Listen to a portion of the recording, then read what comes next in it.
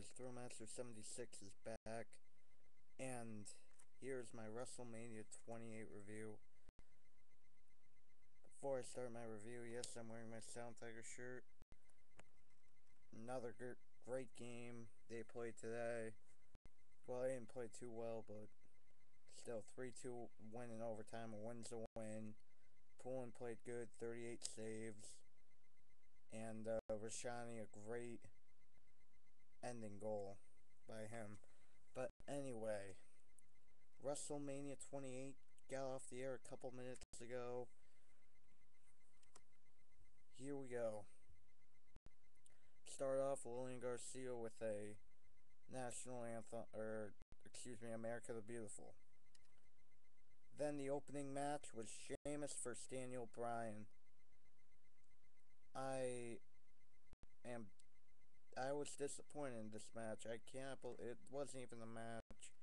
I'm gonna give it one. I'm gonna give it 1 star. I was originally gonna give it a dud, but I, had a change of heart because, well, they wanted to give one stinker. So, alright, I'm just gonna give it 1 star. But Sheamus in 18 seconds beats Bryan. I thought it was gonna be a more competitive match. That is not how I wanted them to start Mania, but what are you gonna do? You go from there. Next was Kane versus Randy Orton. I was actually shocked that Kane won this match. Orton, it looked like Orton was gonna win. A lot of people picked Orton was gonna win, but overall it was a good match. Kane really stepped it up, and that ending choke slam from the top rope was that was just sick. And I know if a lot of people didn't like the match that were in Miami, but yeah, it was still a pretty good match. It was still a very good match. I give it 3 stars out of 5.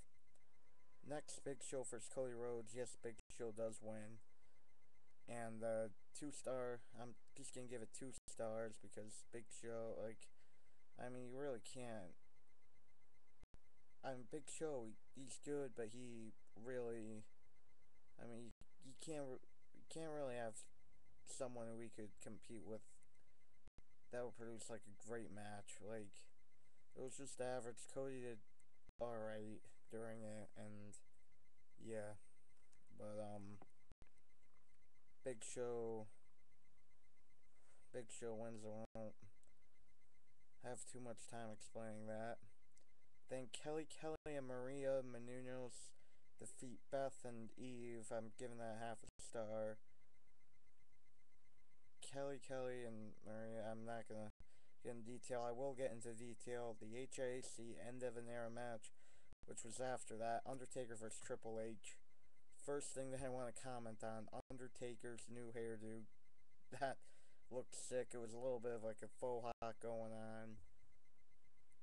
Like, that was the first time I'd seen it. I know maybe people seen that, like, maybe he did cut his hair before then, but, well, obviously he did. I shouldn't have said that, but, how is it? That actually has a pretty good look on him, that little mohawk type of a thing. I've seen a mohawk with a little bit of a shave, but, this match, that was a real good match. Like, the crowd, yeah, they got in and out of it. The crowd wasn't, too convincing. Like, there was matches that I liked that the crowd didn't like, and there were parts where, like, crowd liked that I didn't like, but yeah, that's all I have to say about the crowd. Back to the HIAC match. Wow, Undertaker, he gives Triple H the gates. Triple H picks him up, bang, right into the steel steps for 2. I seriously thought after Shawn Michaels got the gates, and after Undertaker trapped Shawn Michaels into the gates, that Shawn was gonna screw him, and he attempted to. When Undertaker went for the tombstone, Michaels' sweet chin music, Triple H caught him. Pedigree. 1, 2. Taker kicks out. Like, that match was so, like, I seriously thought that Triple H was gonna win. And obviously, Undertaker is now 20-0 after a tombstone. I like that they just left. They just got up and they just left together. Three legends stuck together, and the era is over. Then the show went a little bit downhill with Team Johnny versus Team Teddy. I was disappointed in this match. Happy Team Johnny won, though. I mean, it was stacked on paper. I knew that they were gonna win because of the team, but Team Johnny and the Miz is involved in the decision with skull crushing finale. I was kind of hoping to see Otunga in it, but I didn't. But I mean, it was the captain. Only Santino was in. That's kind of stupid, but. And the two captains weren't involved in the finish, which I thought they would be.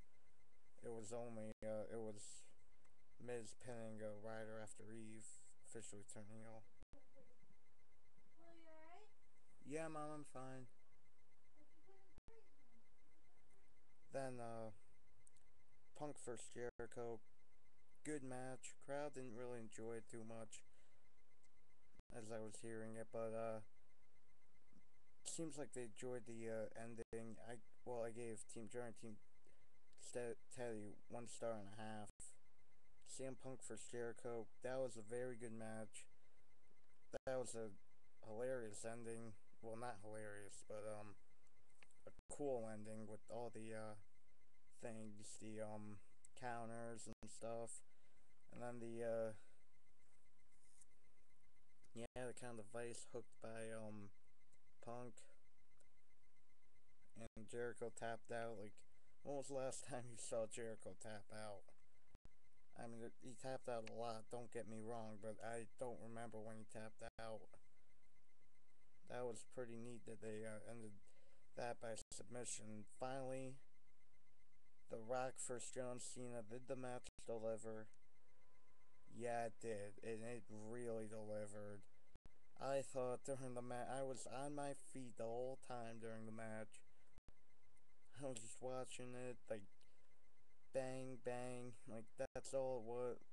The ending was pretty funny to see. Cena was mocking The Rock, trying to get Cena to get the people's elbow, then The Rock comes up, rock bottom, 1, 2, 3 for a year in the making. It's what I thought it would be. I gave Punk Jericho 3 stars and 3 3/4 stars. Rock and Cena 5 star match. A lot of you would disagree, but I give it 5 stars because it deserves 5 stars in my opinion. Overall, I'm giving this show a 9 out of 10. This is one great Mania, better than 26, way better than 25, way better than last year's. WrestleMania 20, it's definitely up there. Not as better as WrestleMania, not as good as WrestleMania 20 was, but definitely up there with that. That is my review. Please comment, rate, and subscribe.